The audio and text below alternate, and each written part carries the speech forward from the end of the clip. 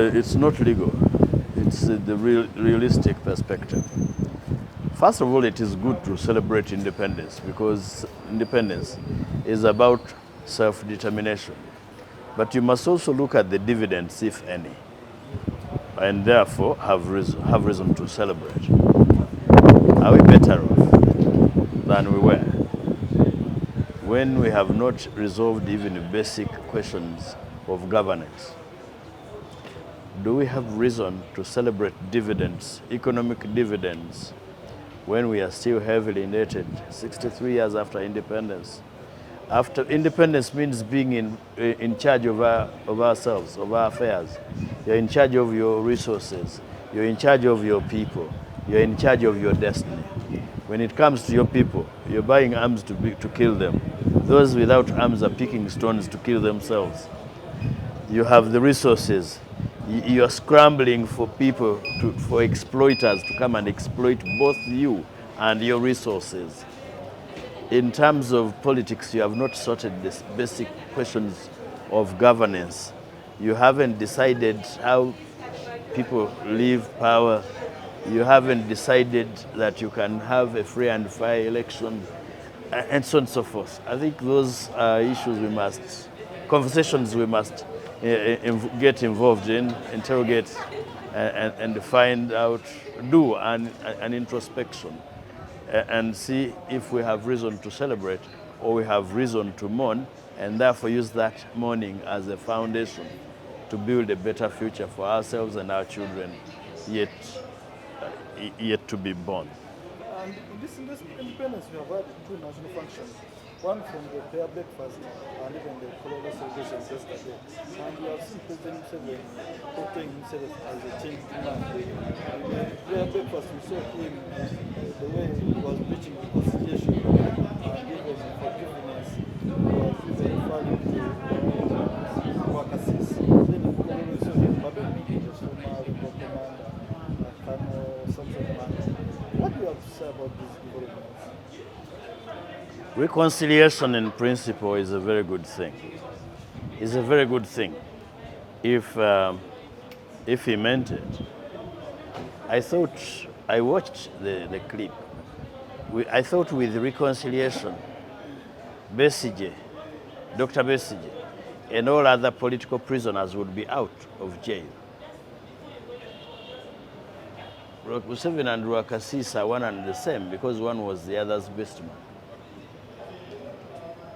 Samson Manda, he's aged, not a threat anymore. He's only using him for politics. If he's serious about reconciliation, I would advise that he releases Dr. Besigye and other political prisoners. You cannot build a future for the country when young people in productive age are being locked up for political reasons. And we are not talking about ordinary criminals. No, we are talking about political crime, which political crime is opposed. So you mean you're going to change of heart? A change of heart is known by the person changing and his God. If it is true he has changed, then there are celebrations in heaven. You are not seeing celebrations here because we haven't believed him. What will make us believe? When we see action. The problem is that sometimes people look for trivial issues.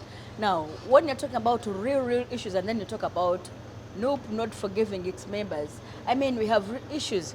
Are there any members of the party that have approached the party and want to reconcile, and the party has declined to give the opportunity? No, they are not there. I only want to say, for good Uganda, President Museveni should institute a Truth and Reconciliation Commission for all of us Ugandans that are grieved to go and speak out, so that we stop nitpicking this and that. That will help Uganda. Many Northerners are very angry and they are simply stifled for survival reasons. Because people think they don't have any way out, they are silenced and waiting for that time when he will go.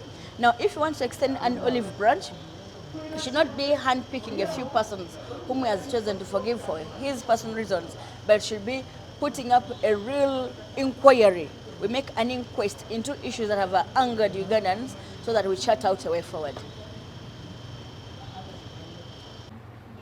President Museveni is a heavily tactical person. He will change tactics according to his given desires. It's not true that Museveni of late has become a chain person that is full of forgiving. If he's to forgive, let him start with Kano Kizza Besigye. What is he doing there? Many people do not know even what his offense is. So he will change tactic according to the attack he wants to make. So it's not true, and forgiveness is not on one side. Many Ugandans are very angry with President Museveni. If he wants so, let him institute a commission of truth and reconciliation so that people will come and speak outly on many things that they are aggrieved about and then be able to forgive each other. That would be a true reconciliation. But now for him to forgive certain persons, forgiving in courts, whom he wants to use at that particular time, is not a step that we can applaud. It is selfishness that is driving him for purposes of winning an election. What do you read in Kanumande's return? Well, Kanomande has fought and fought until when he saw he can't push it anymore. You wait, very soon he'll be rewarded in different ways. He'll be rewarded, he'll be given lots of offers. I think if at one time he was fighting for a national cause, I think over time he lost it and is now looking for